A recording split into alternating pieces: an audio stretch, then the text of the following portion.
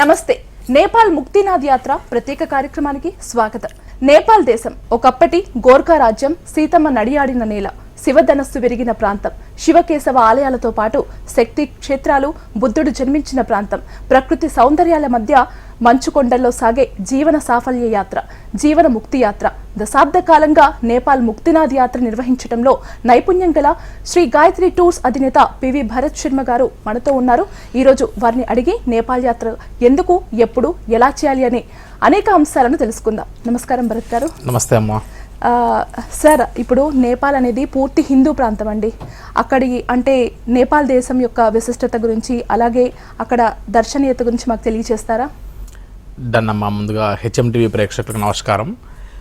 మనం ద్వాదశ జ్యోతిర్లింగ దర్శనం అంతా కూడా పూర్తయిన తర్వాత ఏ ప్రదేశంలో చూసినా సరే మనకు లింగాకారంలో మాత్రమే స్వామివారు కనిపిస్తూ ఉంటే, ద్వాదశ జ్యోతిర్లింగ దర్శనం అంతా అయిపోయిన తర్వాత పంచముఖ స్వరూపంగా సద్యోజాత, వామదేవ, తత్పురుష, అఘోర, ఈశాన రూపాలలో పంచముఖ స్వరూపంగా దర్శనం ఇచ్చేటువంటి ఒక స్వామివారే పశుపతినాథుడిగా కాఠ్మండు నగరంలో నేపాల్ రాజధానిలో కొలువైనటువంటి యొక్క ఆలయంగా ఒకటి ఈశ్వరాలయంగా చెప్పబడితే, అదేవిధంగా మనకు 108 దివ్యదేశాలని చెప్తూ వస్తారమ్మా.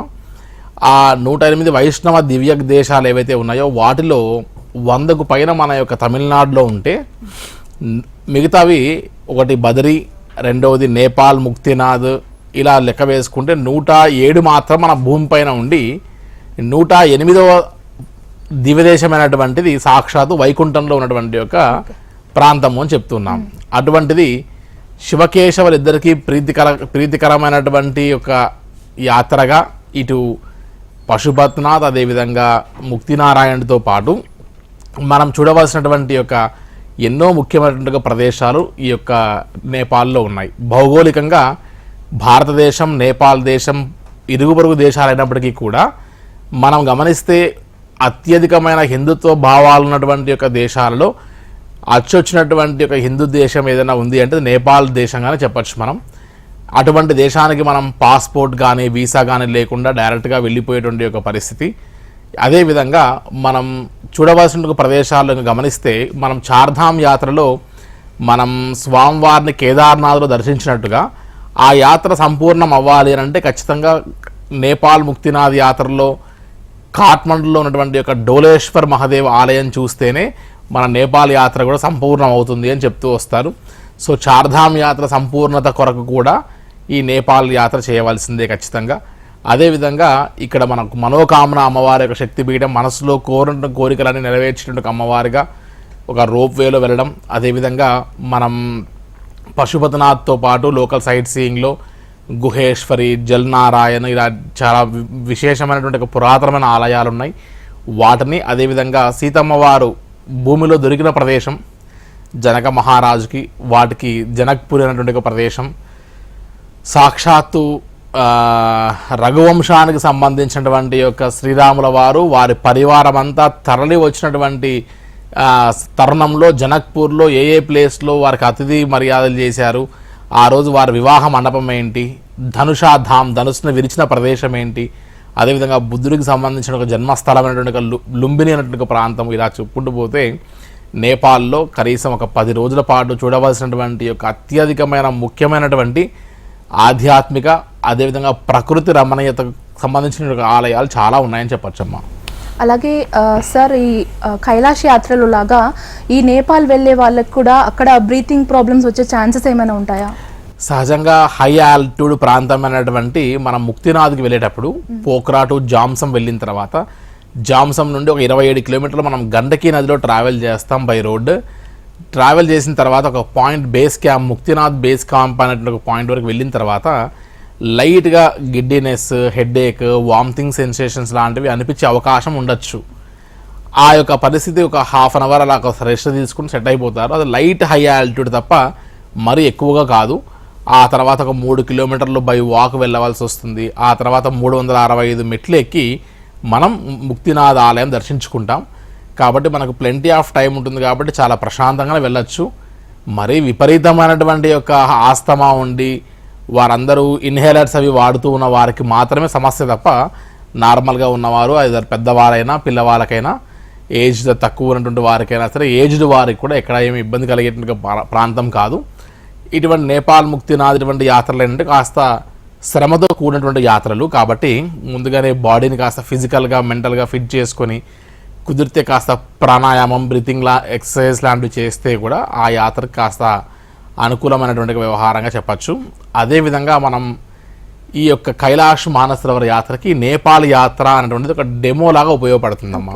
కాబట్టి నేపాల్ యాత్ర చేసి ఆ తర్వాత కైలాష్ యాత్ర చేస్తే అటువంటి వారికి హై ఆల్టిట్యూడ్ మీద తర్వాత రోడ్స్ మీద క్లైమేట్ మీద కాస్త అవగాహన వస్తుందని కూడా చెప్పచ్చు మనం. అలాగే సార్ మీరు కైలాష్ యాత్ర నిర్వహించేటప్పుడు నేపాల్ని టచ్ అవుతూ వెళ్తారు కదండి, అలాంటప్పుడు నేపాల్ దర్శనం చేయించడానికి నేపాల్లో యాత్రల దర్శనం చేయించడం కుదరదా?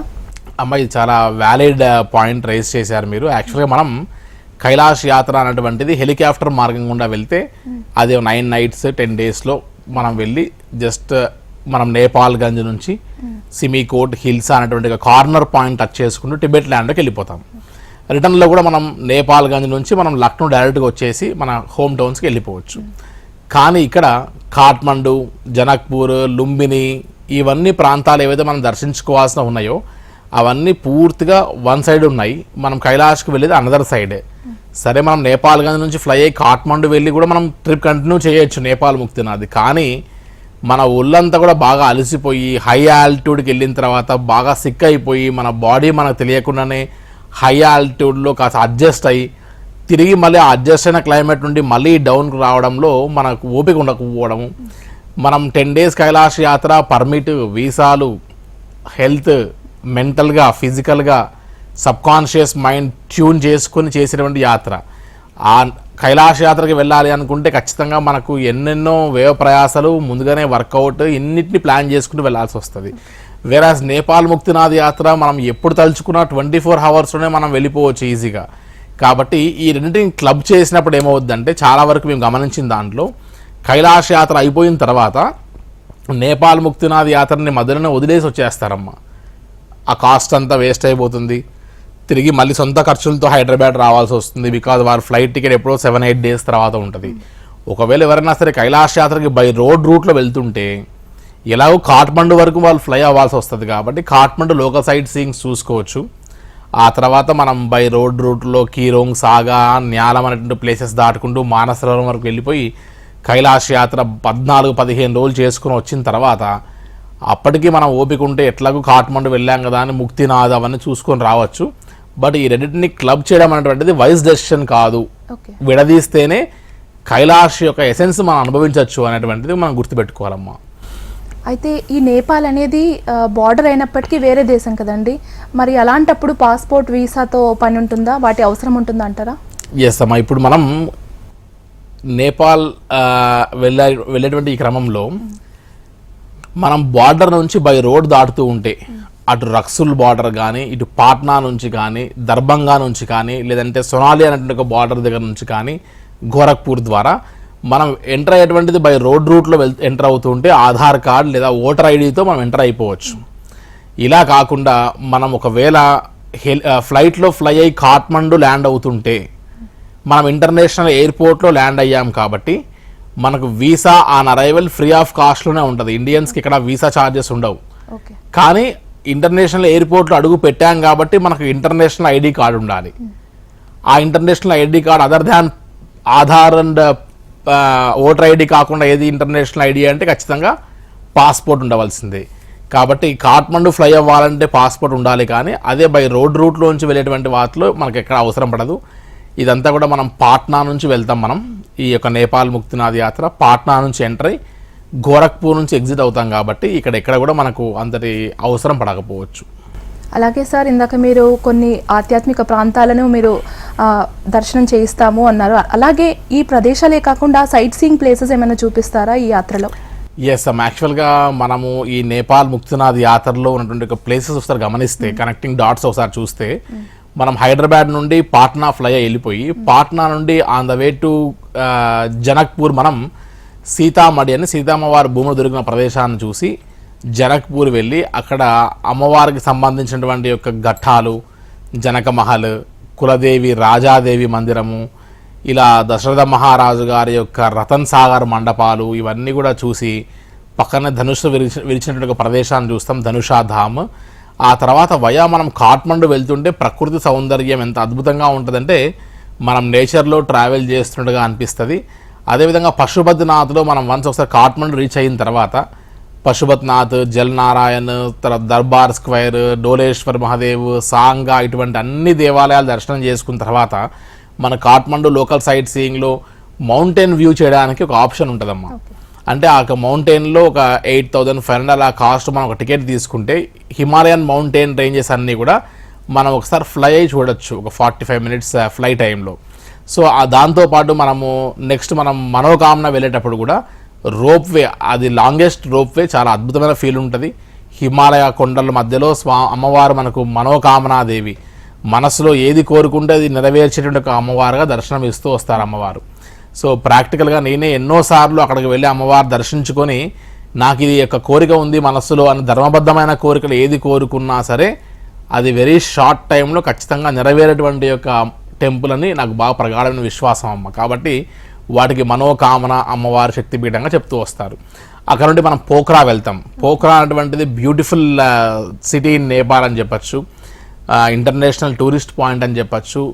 ఫీవా లేక్ అని, waterfalls, Davis waterfalls అని, గుప్తేశ్వర్ మహాదేవ్ కేవ్స్ అని, ఎక్కడో పాతాళం వరకు నీళ్లు వెళ్ళి శివలింగాన్ని టచ్ అవుతూ వస్తాయి.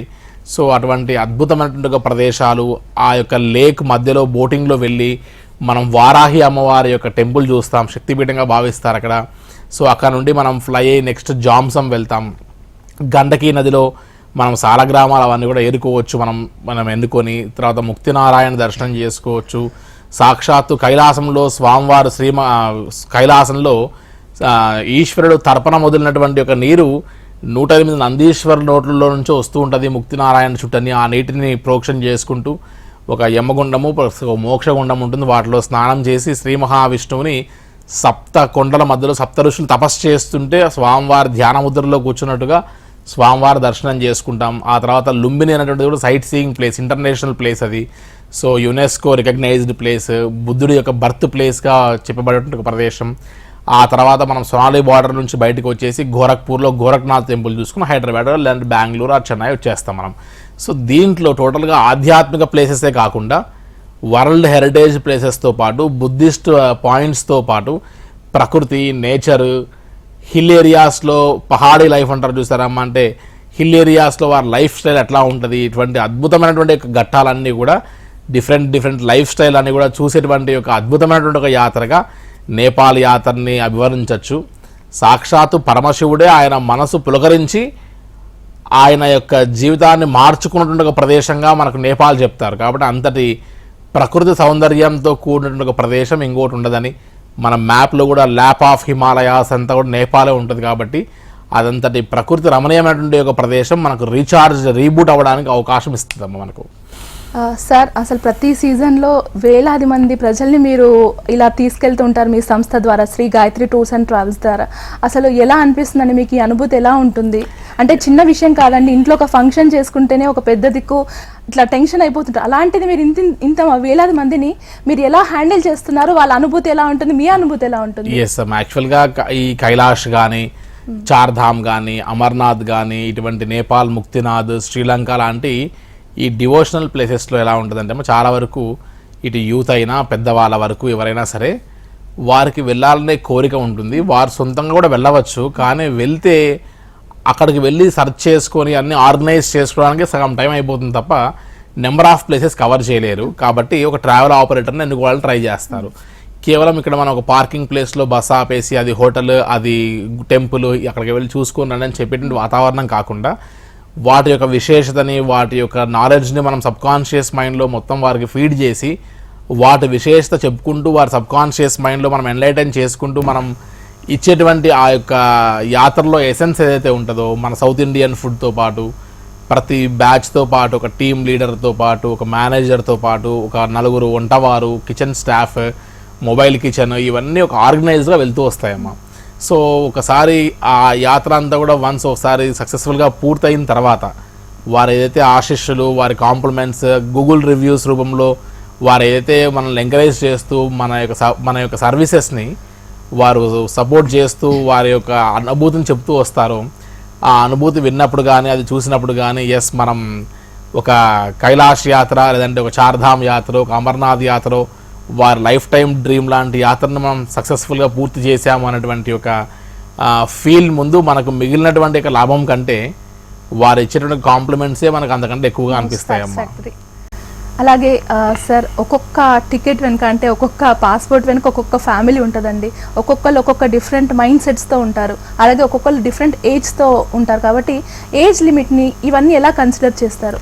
సహజంగా నేపాల్ ముక్తినాథ్ యాత్రకి వెళ్ళడానికి ఎక్కడ ఏజ్ లిమిట్ లేదు. అదే అమర్నాథ్ అయితే 70 వరకు అలౌడ్, కైలాష్ అయితే 75. ఎస్, చిన్న పిల్లవారి నుంచి మొదలు పెడితే ఎన్ని ఏజ్ లిమిట్ ఉన్నవారు ఈ యొక్క నేపాల్ ముక్తినాథ్ యాత్ర చేయొచ్చు. వీటిలో ఎక్కడ పర్మిట్ అండ్ వీసాస్తో కూడిన ప్రాబ్లమ్స్ ఉండవు. ఓన్లీ థింగ్ ఏంటంటే ముక్తినాథ్ హై ఆల్టిట్యూడ్ పాయింట్ కాబట్టి కాస్త జాగ్రత్తగా చూసుకొని ఆ ప్లేసెస్ తిరగాలంటే మనకు ఓపిక ఉండాలి. కాబట్టి ఓపికగా తిరిగేటువంటి యొక్క పరిస్థితి ఉండి ఈ యొక్క నేపాల్ ముక్తినాథ్ యాత్ర చేయడం అనేది చాలా విశేషం. మరీ ముఖ్యంగా ఏంటంటే రాబోయేటువంటి మేలో వెళ్ళేటువంటి ఈ యొక్క నేపాల్ ముక్తినాథ్ యాత్రలో సుదర్శన హోమం అనేటువంటిది విశేషంగా నేపాల్ ముక్తినాథ్ ఆలయంలో జరుగుతూ ఉంది. సో ఒకరు సంకల్పించి చేయించుకుంటున్నారు వచ్చేటువంటి యొక్క ఈ బ్యాచెస్లోనే. సో ఆ యొక్క యాత్రలో కేవలం ఆధ్యాత్మిక యాత్రనే కాకుండా వారి యొక్క ఎసెన్స్ని, వారి యొక్క ఫీల్ని, వారి అనుభూతిని కూడా మనం ఈ రకంగా ఒక యాత్రలో చక్కటి హోమము అటువంటి యొక్క వ్యవహారాన్ని కూడా మనం చేసుకోవడానికి అవకాశాన్ని కల్పిస్తూ వస్తామమ్మా. అలాగే చార్ధామ్ యాత్ర వచ్చేసరికి 6 months దేవతల చేత పూజింపబడతాడు ఆ శివుడు. అలాగే మరో 6 months భక్తుల చేత పూజింపబడతాడు. మరి ఈ నేపాల్ ముక్తినాథ యాత్రకి వచ్చేసరికి సీజన్ ఎలా ఉండాలంటారండి? సహజంగా వర్షాకాలము అనేటువంటిది ఏదైతే ఉందో అది నేపాల్ పార్ట్లో ఆగస్టు మంత్లో ఎక్కువగా వర్షం పడతాయని చెప్తారు. సో ఆ సమయంలో మనం నేపాల్ ముక్తినాథ్కి వెళ్ళేటువంటి ఒక ఫ్లైట్స్ ఏవైతే ఉన్నాయో తరచుగా Pokhara Jomsom to Pokhara chartered flights కాస్త ఇబ్బందికరంగా ఉంటాయి. ఇలా కాకుండా మనం డిసెంబర్, జనవరి, ఫిబ్రవరిలో అయితే విపరీతమైన చలితో కూడినటువంటి వాతావరణం వల్ల స్నోఫాల్ ఎక్కువగా ఉంటుంది. సో అటువంటి సమయంలో మనము ముక్తినాథ ఆలయం దర్శనం చేసుకోవడం కొంచెం టఫ్గా అనిపిస్తుంది. సో ఆ యొక్క క్లైమేట్కి మనం అడ్జస్ట్ అవ్వడం చాలా టఫ్ అనిపిస్తుంది. కాబట్టి ఒక ఆగస్ట్ 1, డిసెంబర్, జనవరి, నవంబర్, డిసెంబర్, జనవరి ఈ 3 monthsని మనం అవాయిడ్ చేసుకుంటే ఈ యొక్క నేపాల్ ముక్తినాథ్ యాత్ర చాలా బ్రహ్మాండంగా పూర్తి చేసుకోవచ్చమ్మా. క్లైమేట్ అనేది వేరియేషన్ వస్తుంటుంది, హెల్త్ ఇష్యూస్ కూడా ఉంటాయి. సో అలాంటి సమయంలో ఎలాంటి అంటే డాక్టర్స్ అవైలబిలిటీ ఉంటుందా, వర్చువల్గా ఉంటుందా, ఎలా ఉంటుందండి? ఎస్, యాక్చువల్గా ఈ నేపాల్ ముక్తినాథ్ యాత్రలో త్రూఅవుట్ ది యాత్ర మన ఇండియాలో ఎట్లయితే క్లైమేట్ ఉంటుందో అదే రకంగానే మనం సాగుతూ వెళ్తాం. కానీ ఒక జామ్సమ్ నుండి మనం తిరిగి పైన ముక్తినాథ్కి వెళ్ళేటువంటి ఒక పరిస్థితి అయిన తర్వాత ఒకసారి మనం స్టే చేయాల్సి వస్తుంది. జామ్సమ్ ఒక నైట్ మనం వుడెన్ హౌసెస్లో స్టే చేయాల్సి వస్తుంది. అటువంటి సందర్భాన వెరీ రేర్ కేసెస్, ఇంతవరకు 1% కూడా ఎప్పుడు మేము అట్లా చూడలేదు ఆ రకంగా ఇబ్బంది పడడం. ఇఫ్ ఇన్ కేస్ అటువంటి సిచ్యువేషన్ ఉంటే కూడా మనకు ఒక వీడియో కాల్లో మనం ఇక్కడ నుంచి ఒక డాక్టర్ ఎవరైతే మన కంపెనీకి అసైన్ అయి ఉంటారో వారి యొక్క సలహా సూచనలు తీసుకోవడానికి వీడియో కాల్లో మనం అరేంజ్ చేసి ఆ తర్వాత లోకల్లో R&P డాక్టర్ని మనం అటాచ్ చేసి వారి యొక్క సజెషన్ తీసుకొని వారికి ఇవ్వాల్సిన మెడికేషన్, ఇంజెక్షన్స్ లాంటివి ఇవ్వాల్సి వచ్చినా అక్కడ లోకల్ హాస్పిటల్లో కూడా మనం సపోర్ట్ తీసుకుంటాము. ఇటువంటి సందర్భాలు ఎప్పుడు ఎదుర్కోలేదు, కానీ మనం సబ్స్టిట్యూట్గా బ్యాకప్ కోసం ఎవరికి ఏ సిచ్యువేషన్ వచ్చినా మనం హ్యాండిల్ చేయాల్సి వస్తుంది. మరీ ముఖ్యంగా ఇప్పుడు చెప్పేటువంటి ఈ వ్యవహారాలన్నీ మేము కైలాష్లో రెగ్యులర్గా చూస్తాం. ఒక్కొక్కరు లో ఆక్సిజన్ లెవెల్తో అలా కలుదిరి పడిపోతూ ఉంటారు. వారిని ఒక 10 నిమిషాల్లో గమ్ము బ్యాగ్స్లో పెట్టి వారికి ఆక్సిజన్ ఇచ్చేసి వారిని తిరిగి రీసెట్ చేసి మళ్ళీ తోస్తూనే ఉంటాం ముందుకి పరిక్రమలో. సో ఇదంతా కూడా అలవాటైనటువంటి వాతావరణం ఇన్ కైలాష్ మానసరోవర్ యాత్రలో. సో నేపాల్ యాత్రలో అటువంటి కష్టం ఏమీ ఉండదు. ఇప్పుడు ఇలా ఈ ప్రాసెస్ జరిగేటప్పుడు వేరే ప్యాసింజర్స్కి ఏమైనా ఎఫెక్ట్ అవుతుందా అండి ఒక పర్సన్ ఆగిపోవడం వల్ల? నో అమ్మా, యాక్చువల్గా ఇప్పుడు సపోజ్ కైలాష్ ఉంది, ఇందాక చెప్పినట్టు కైలాష్లో తక్లాకోట్ పాయింట్లో, మానసరోవర్ పాయింట్లో వారికి హెల్త్ ఇష్యూ వస్తే టీంలో దాదాపుగా ఒక 20-25 మంది కైలాష్కి వర్క్ చేస్తారు. అలాంటప్పుడు ఒక 2-3 కాస్త ముందుకు వెళ్ళిపోయి ఒక పర్సన్ అక్కడ అటాచ్ చేసి హాస్పిటలైజ్డ్ వ్యవహారం అంతా చూసుకొని స్పెషల్ వెహికల్లో మళ్ళీ తిరిగి వాళ్ళని ఈ గ్రూప్లోకి అటాచ్ చేసేటువంటి ప్రయత్నం చేస్తాం, యమద్వారో అటో ఇటో. కాబట్టి ఏ యాత్రికుని మనం వదిలేయకుండా అలా అని చెప్పి మెజారిటీ ఆఫ్ ద గ్రూప్కి డిస్టర్బ్ కాకుండా అందరి యొక్క పర్పస్ సర్వ్ అయ్యేలాగానే చూసేటువంటి ఒక రెస్పాన్సిబిలిటీ మన పైన ఉంటుందమ్మా దాని.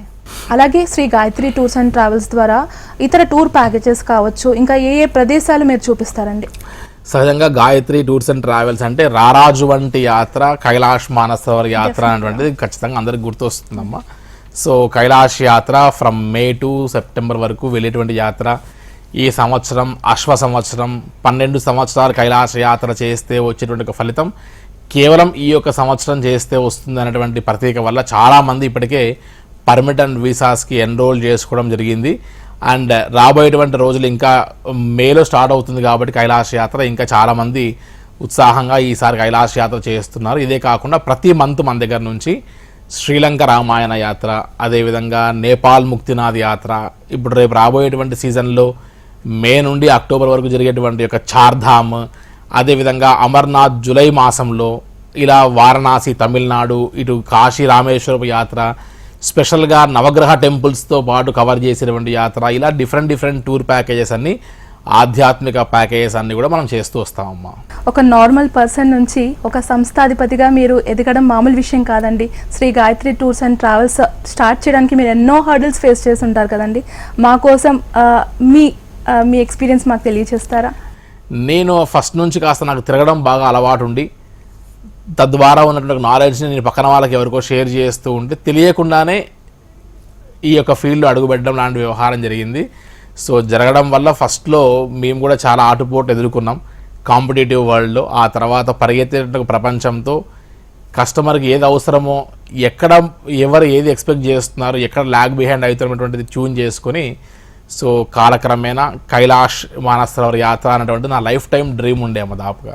సో అక్కడికి వెళ్ళిన తర్వాత నా లైఫ్ చేంజ్ అవ్వడము, ప్లస్ నెక్స్ట్ లెవెల్ అనుభూతి పొందడము, కైలాష్ యాత్ర లాంటి అద్భుతమైన యాత్ర ఇంకో యాత్ర లేదనేటువంటి ఫీల్తో నేను కైలాష్ యాత్ర చేసిన తర్వాత అక్కడ ఉన్నటువంటి పొరపాట్లు ఏం జరుగుతున్నాయి, ఎందుకని ఇక్కడ ల్యాగ్ బిహైండ్ అవుతున్నారు అనేటువంటిది సరిచేసి కైలాష్ యాత్రలో అన్నిటికంటే కూడా భిన్నంగా చేసేటువంటి ఒక ప్రక్రియలో మొత్తానికి ఒక సుదీర్ఘ కాలం, ఒక 12-13 సంవత్సరాల యొక్క కాలం దాటిన తర్వాత కైలాష్ యాత్ర అనేటువంటి యొక్క ది బెస్ట్ ట్రావెల్ అవార్డుని అందుకోవడం జరిగింది 2025లో జరిగినటువంటి యొక్క విశేషమైనటువంటి యొక్క ఆదరణతో. సో అందుకని ఇది ఒక యాత్ర అనేటువంటిది ఒక హాబీగా ఈ వయసులోనే తిరగాలి అన్నటువంటి యొక్క యాత్ర అనగానే పెద్దవాళ్ళు చేయాలి, ఏజ్ బార్ అయిన వాళ్ళు చేయాలి అనేది అసలు అది లేదు. సో ఇప్పుడు జెన్జీ బ్యాచే కావచ్చు, ఎంగేజ్ వాళ్ళు కూడా ఈ యాత్రల్లో పాల్గొంటే వాళ్ళకి మంచి దర్శన భాగ్యంతో పాటు దేవతల అనుగ్రహం కూడా కలుగుతుంది. లైఫే మారిపోద్దమ్మా, లైఫ్లో థాట్సే మారిపోతాయి అన్నమాట. సో ఎంగేజ్లోనే ఇటువంటి యాత్రలు చేస్తే వారు రెస్ట్ ఆఫ్ ది లైఫ్ మెమొరీస్తో బతకచ్చు అని చెప్పచ్చు. సార్, ఇందాక మీరు కైలాస యాత్ర అలాగే అశ్వ సంవత్సరం అని మెన్షన్ చేశారు కదండి, అసలు ఏంటండి వీటి ప్రత్యేకత? అమ్మ, ఇప్పుడు మనకి ఎట్లయితే గంగే చమునే కృష్ణే గోదావరి సరస్వతి నర్మదే సింధు కావేర్యౌ జలేస్మిన్ సన్నిధిం కురని చెప్తూ వస్తున్నారు. గంగా నుంచి మొదలు పెడితే అన్ని పుణ్యతీర్థాలకి ఎట్లయితే 12 రాష్ట్రాలకి 12 నదులకి మనకు ఒక్కో సంవత్సరం మనకు పుష్కరం అనేటువంటి సంభవిస్తుందో, అదే రకంగా ఈ యొక్క మానసరోవర జలానికి, అదేవిధంగా కైలాసగిరి ఇటువైపు ప్రాంతానికి అన్నిటికీ ఎవ్రీ 12 ఇయర్స్కి ఒకసారి అశ్వ సంవత్సరము అని చెప్తూ వస్తారు. సో అశ్వ సంవత్సరము అనేటువంటిది వారి యొక్క భాషలో హార్స్ ఇయర్ అంటారు. ఈ హార్స్ ఇయర్ అనేటువంటిది ఏంటి అంటే దీంట్లో కూడా 5 ఎలిమెంట్స్ అంటే నిప్పు, నీరు, నింగి, నేల, ఆకాశం అన్నట్టుగా ఈ 5 ఎలిమెంట్స్లలో ఈ సంవత్సరం ఫైర్ హార్స్ అంటారు. సో అశ్వ సంవత్సరంలోనే ఫైర్ హార్స్ ఇయర్ అన్నమాట ఇదంతా కూడా. సో అన్ని 12 ఇయర్స్కి ఒకసారి కైలాష్ యాత్ర అనేటువంటిది ఈ మానసరోవరం జలానికి విశేషవంతమైన శక్తి ఉంటుంది కాబట్టి వెళ్ళి అక్కడ ఖచ్చితంగా దర్శనం చేసుకోవాలి, పరిక్రమ చేయాలి, నీళ్లు ప్రోక్షణ చేసుకోవాలి అనుకుంటారు. అదేవిధంగా ఈ యొక్క టిబెటియన్ సాంప్రదాయంలో బోన్ మతస్థులకు కానీ, లేకపోతే టిబెటియన్స్ కానీ, లేకపోతే ఇటు బౌద్ధులకు కానీ ఈ హిందూ సాంప్రదాయంతో పాటు కలుపుకుంటే అందరికీ లైఫ్లో ఒకసారైనా కైలాష్ చేయాలనుకుంటారు. కానీ ఇటువైపు మన హిందూ వైపు కాకుండా మిగతా వాళ్ళందరినీ చూసుకుంటే వారి యొక్క లైఫ్లో ఖచ్చితంగా లోకల్ రూల్ ప్రకారం వారి లైఫ్లో కంపల్సరీ 12 సార్లు కైలాస యాత్ర చేసి 12 సార్లు కైలాసగిరి యొక్క పరిక్రమ ఖచ్చితంగా చేయాలి. సో 12 సార్లు కైలాసగిరి యొక్క పరిక్రమ చేయకుండా ఎవరైతే ఉంటారో వారికి శివ సాయుధ్యం పొందరు అని ఒక ఇదిగా చెప్పబడుతూ వస్తుందన్నమాట.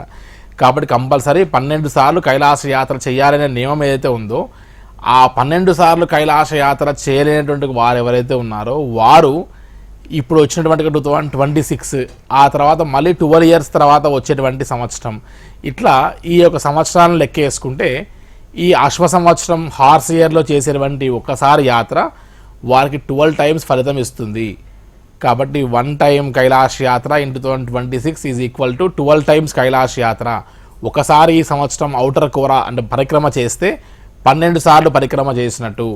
అదేవిధంగా మానసరోవరం దగ్గరికి వెళ్ళి ఒకసారి మనం పూజ, పునస్కారం, అభిషేకం, హోమం, దానాలు లాంటివి ఏమైనా చేస్తే అది 12 రెట్ల రెట్టింపు ఫలితం వస్తుంది. మానసరోవరం యొక్క జలాన్ని మనం ప్రోక్షణ చేసుకుంటే 12 సార్లు మనం మానసరోవరం యొక్క నీటిని మనం టచ్ చేస్తే వచ్చే ఫలితం వస్తుంది అని ఇంత విశేషంగా చెప్తూ వస్తారు. కాబట్టి కైలాష్ మానసరోవర యాత్ర ఈ 2026వ సంవత్సరంలో ఖచ్చితంగా చేయాలని సంకల్పిస్తారు. ఆల్రెడీ చేసి ఉన్న వాళ్ళు కూడా ఈ సంవత్సరం మళ్ళీ వెళ్ళాలనుకునేటువంటి తాపత్రయంతో ఉన్నటువంటి సంవత్సరం. కాబట్టి ఇదంతా కూడా ఏప్రిల్లో మొదలవుతుంది ఈ సంవత్సరం. అండ్ మే ఎండింగ్ వరకు లోకల్లో ఉన్న వాళ్ళందరికీ అలౌ చేస్తున్నారు. ఇలా కాకుండా మే ఎండ్ జూన్ నుంచి మన ఇండియన్స్ని అలౌ చేస్తారు ఈ సంవత్సరం. కాబట్టి ఇప్పటికే పర్మిట్, వీసాస్ అన్నీ కూడా స్టార్ట్ అవ్వడం మొదలుపెట్టింది. కాబట్టి వ్యాలిడ్ పాస్పోర్ట్ ఉండి బ్రీతింగ్ ఎక్సర్సైజెస్ అన్నీ కూడా ముందుగానే చేసుకుంటూ ఫిజికల్గా, మెంటల్గా ఫిట్నెస్ సంపాదించి ఈ 2026లో అశ్వ సంవత్సరంలో కైలాస యాత్ర చేసి 12 సార్లు కైలాస యాత్ర చేసిన ఫలితాన్ని మనం పొందాలనేటువంటిది అందరికి కోరిక ఉంటుంది. అండ్ వారు లైఫ్లో కైలాస యాత్ర ఇంకా చాలా టైం ఉంది కదా, చార్ధామ్, అమర్నాథ్, నేపాల్ ఇవన్నీ చూసిన తర్వాత కైలాస యాత్ర చేద్దామని అనుకోవచ్చు. కానీ ఫస్టే కష్టతరమైన యాత్రలు చేసేసుకుంటే ఆ తర్వాత ఈజీ అయినటువంటి ఒక యాత్ర నిదానం కూడా చేసుకోవచ్చు. అందులో ఇదంతా కూడా చైనీస్ ల్యాండ్లో ఉంది.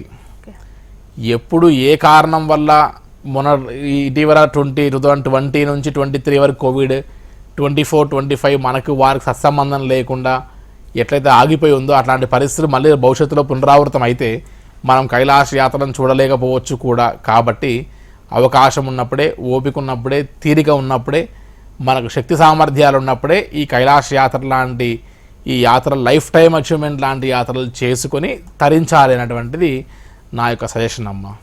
So sir, Shri Gayatri tours and travels ద్వారా ప్రయాణికులు కేవలం వారి గమ్యస్థానాలకి చేరడమే కాదు, వారి అనుభూతిని కూడా తెలియచేయడం అని చాలా చక్కగా వివరించారు. మీరు ఇంకా సక్సెస్ఫుల్ కావాలని మనస్ఫూర్తిగా కోరుకుంటున్నాను. నమస్తే అండి. థ్యాంక్ యూ అమ్మా. నమస్తే. చూసారు కదండి, ఇది ఇవాల్టి ప్రత్యేక కార్యక్రమం. చూస్తూనే ఉండండి HM TV. నమస్తే.